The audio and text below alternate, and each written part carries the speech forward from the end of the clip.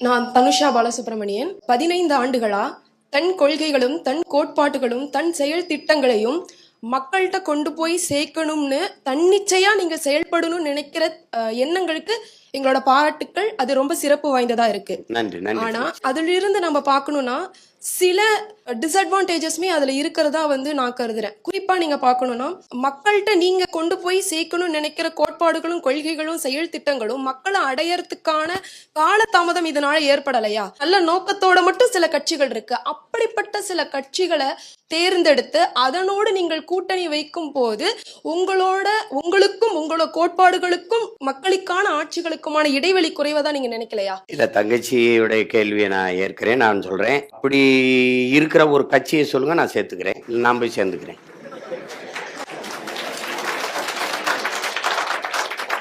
சரி, குறைந்தபட்ச செயல் திட்டம்னு போட்டு அது ஏன் செயல் திட்டமே குறைஞ்சபட்சமா இருந்தா அதுல எவ்வளவு குறைவா செயல்படும்? ஒரு நிமிஷம்.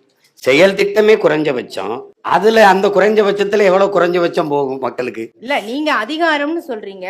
இலை மலர்ந்தால் ஈழம் மலரும். ஆமா, இலை மலர்ந்தால் ஈழம் மலரும்னா அந்த அம்மா திருநெல்வேலியில பேசுறாங்க, நான் தேனியில பேசுறேன். அந்த அம்மா பேசும்போது என்ன சொல்றாங்கன்னா, அந்த மக்களுக்கு ஈழம் தவிர வேற என்ன தீர்வுன்னு கேக்குறாங்க. நல்லா கவனிச்சுக்கிட்டீங்களா? அப்ப என் இனத்தை கொன்னு குவிச்சுக்கிட்டு இருக்கு காங்கிரஸ், கூட நின்னுகிட்டு இருக்கு திமுக. அப்ப இதை வீழ்த்தணும் போது அந்த அம்மா சொல்லுது, ஒருத்தன் கேட்கிறான், நீ எப்படி ஈழத்தை இங்கிருந்து அடைவாயின்னு.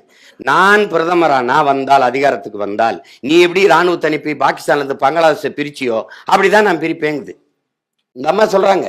அப்ப நம்ம என்ன சொல்ல வேண்டியது இருக்கு? இங்கே இலை மலர்ந்தால் அங்கே ஈழம் மலரும்னு.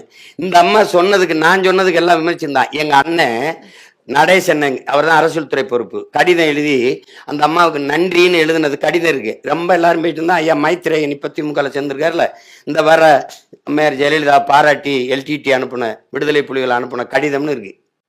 அது இப்போ கூட இருக்கு, வலைவெளியில நீங்க பார்க்கலாம். அப்ப நீங்க இலை மலர்ந்தா இளம் மலர், அதான் நீ வந்தால் மலர்ந்தால். இப்ப நான் என்ன சொல்றேன் தம்பிகிட்ட, நான் வந்தால் இதை செய்வேன்.